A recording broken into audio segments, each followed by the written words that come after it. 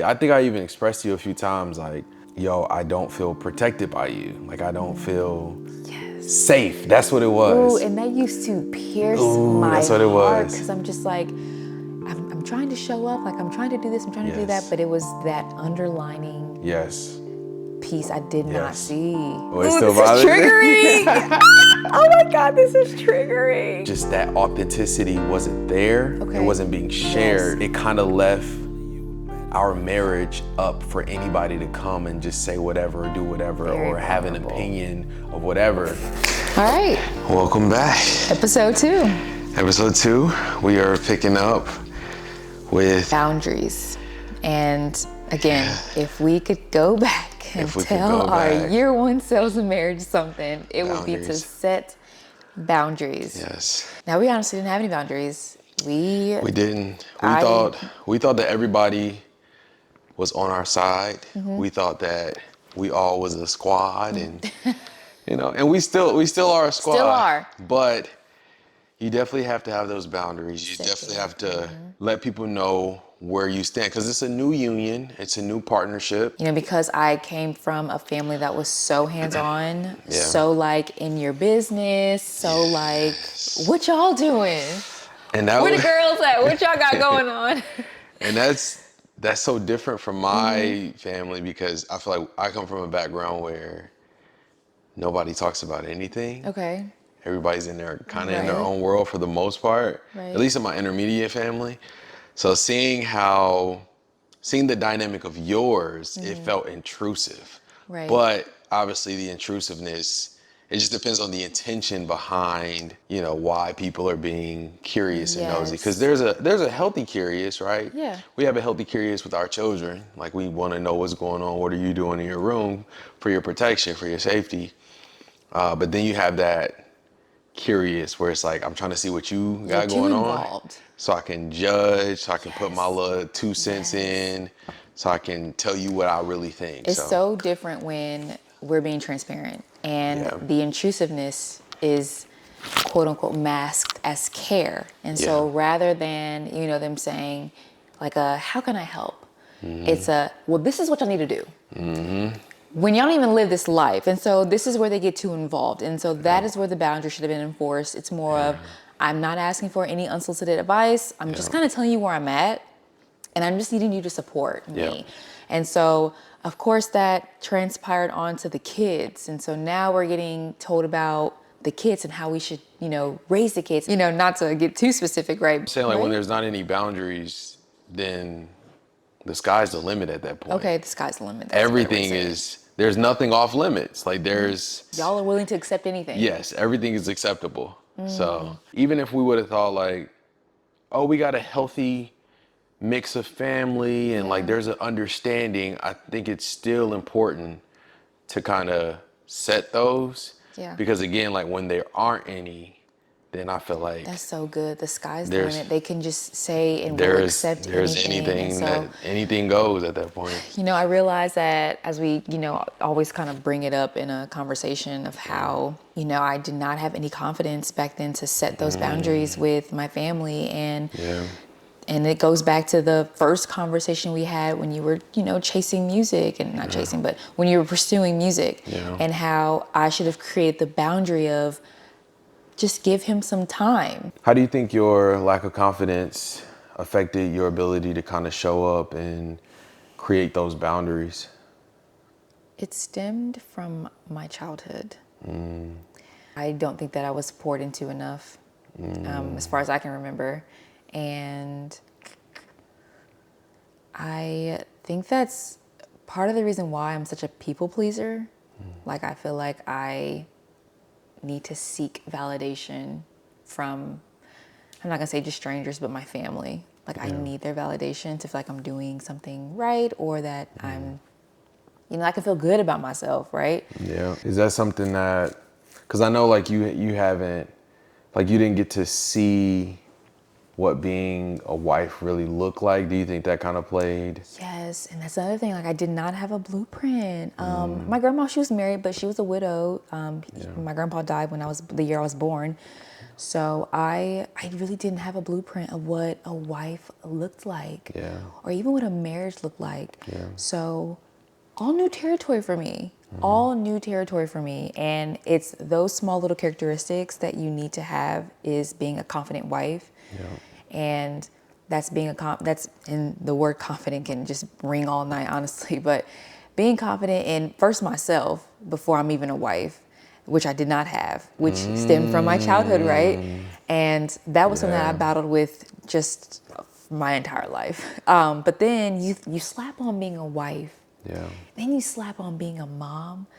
Like now I have to have this confidence because Yeah. I literally have two girls who are seeing this as they're growing up. So the importance of that, Yeah. of having confidence, and it starts with being honest with yourself. Like that is where I lacked. Yeah. And I thank God I'm there now. I thank God that it hit me where it needed to hurt, to understand and see that you need to have this before you can have anything. Yeah.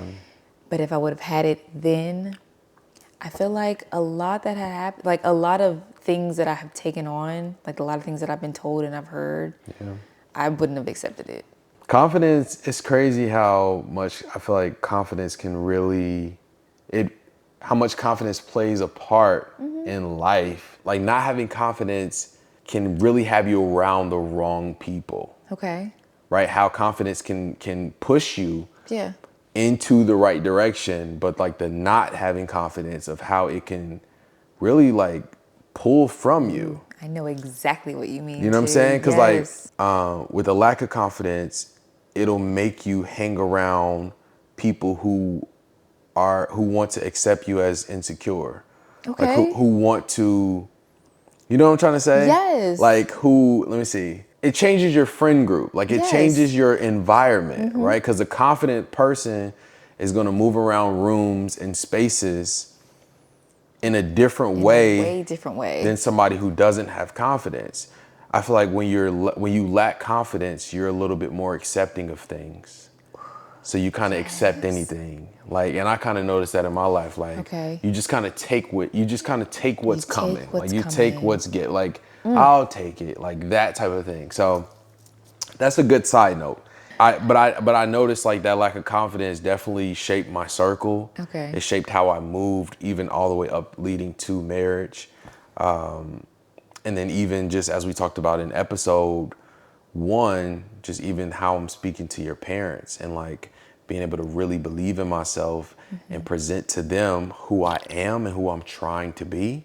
Just the shift in that conversation, it sets the trajectory of how they view me. Ooh, yes. So if I come into that initial conversation, like we talked about, this is who I am and this is what it is, that conversation sets the tempo for our relationship.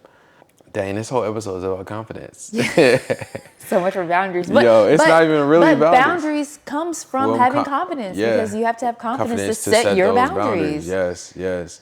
So when I saw your lack of confidence with your family, I think that was very off-putting for me. Like it was definitely like, I remember looking at you and I think I even expressed to you a few times like, yo, I don't feel protected by you. Like I don't feel safe. That's what it was. Ooh, and that used to pierce Ooh, my that's what it heart was. because I'm just like, I'm trying to show up, like I'm trying to do this, I'm trying to do that, Yes. but it was that underlining Yes. piece I did not Yes. see. So I remember sharing that like, yo, I don't feel safe around you. Oh, it still This is bothers you? triggering. Oh my God, this is triggering. I used to fall out when you used I to know. say that. I'm like, But it was the most honest I could be. I felt like God, it was very honest. that's triggering. Yes. But I just felt like I was fighting a battle that I was willing to go to war behind, but it was also like, I know that like you're responsible for it. So I think it even peels into the layers of like the perception.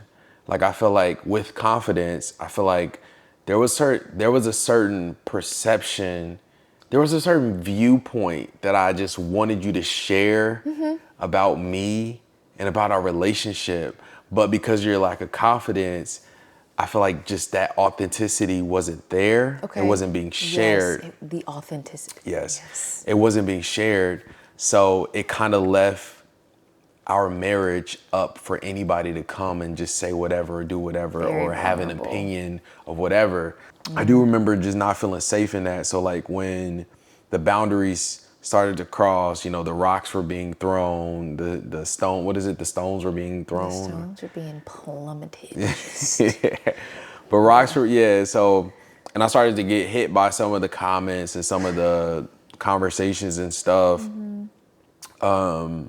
Yeah, I had to really watch my heart in that, right? Because I felt my heart really becoming angered with you of like, this is on you. Like, and I want to defend myself, right? I want to defend myself, but then I know that it's kind of a Band-Aid. Okay. Because then I'm just pitting myself. Like it becomes like a war in a pit. It doesn't really, Help you. no, Right? It right? doesn't Because really it's help like you. if I throw a stone back at somebody on your side, then now we're just rivals now, right? Yeah. But I think when you initiate it, when you set the tempo, when you get in there, it's like there's healing there. There's movement there. I had to really watch my heart in that, you know, when I saw you in that position, and the heart wants to be bitter. It wants to be like, you know, you don't care for me, you don't love me, like you're willing to let anything happen, right? So now I feel like I got to put on this extra armor in a way that like only you can protect me, especially if it's your side of the Yeah, family or the family, whatever. And then I had to switch my heart to be like, yo, let me pour into you confidence. Like, let me show you that you are an amazing wife. Let me say like, you are dope. You are amazing. Like you do care for me, right? Yeah. Maybe not in the way that I'm wanting right now, but there are tons of other ways that you do care for me. So like just shifting the heart to like try to pour into you to help build your confidence, the things that I would have wanted my parents to say or the people around me to say to help build confidence in me. I was trying to reciprocate that and pour that into you to help you have confidence in yourself, which would initially mean protecting me, right? And it's that back road that takes a Yes. lot of maturity Yes. to do, right? Because again, the heart wants to initially just be It wants to bitter. give up, yeah. It wants to be. It wants to give bitter, up. It wants to be bitter. It wants to be mad. Like you ain't got it together. You're letting this stuff happen at this point, One would probably leave. right? Well, Like, I don't have Maybe. to really put up with y'all. I don't. Yeah. But I think the toughest part is you just think that after a certain point, I think I was just starting to believe that you were okay with it and that like you were on that side too. So like if a rock was being thrown and it was being hit and you didn't react or say anything, I'm thinking like, oh, you're accepting of it, so you must feel that way too. See, it goes back to what I just said earlier about Yeah. feeling neutral. Yes. Feeling numb. Yes. Like, Yeah, you can't you can't have be that way. You can't be neutral. I cannot be that way. You got to choose a side. So that's good. So I began to see you find your confidence. And I think it just really started with like when we really started to develop our relationship and pour into each other and lean Yes. into each other Yes. and making God our foundation. When we Yes. started to shift from not submitting our relationship to God and kind of doing things in our own way. Like once we kind of hit that rock bottom of It's like, like, y'all don't have like, we don't have a choice. yes. Like- And once we really started making God our foundation, it started to solidify us and we started to find our confidence. Because I think that there is also a mutual confidence or a joint confidence, right? Of like, I believe in myself and what I do and what I'm capable of and what God has like placed me on earth to do. You believe it, but I think it gets real special and magical when we find it together. It's like, yo, this is our thing. We believe in our marriage. This is There's our confidence in marriage. our Yes. And when we're able to combine that too, because I think Yes. there's probably a layer of like when there's two confident people, but they're not on the same page. So I could see that also being, that's why I want to make that point of like, it's okay to be individually confident, but like when you find that special sauce, when you come together Being on the and same. y'all are so, like, I believe in us. Yes. right? I believe in us us. almost more than I believe in Ooh, myself, That's right? better together. Yes, I believe in us. Like Yes. when I think about being confident, I think about us as a unison. Like Yeah. I think about our marriage. Like our marriage is confidence. It's kind of like my armor. Like so it's a mindset. It's a different mentality. Yeah. I love that. So like once we made God the foundation, He started to press us into each other. And I think that is kind of the solution, or like what we would, like the advice, what we would tell ourselves is like, submit your marriage. And through submitting your marriage, God is going to press you into one another. Yes, he is. And the initial pressing might cause fire, right? It might be a little bit of chaos, because we had our chaos, we had our chaos. bumping heads, me looking and thinking that you were accepting of a lot of stuff, and me being passive in a lot of things and kind of running, and I used to. Is this a therapy session? Yeah, it might be. But you remember I used to storm Yes. out and just, so pivot and quit. pivot, quit, I think another good thing that we did was move from our hometown. Yes, and I was just about to mention that.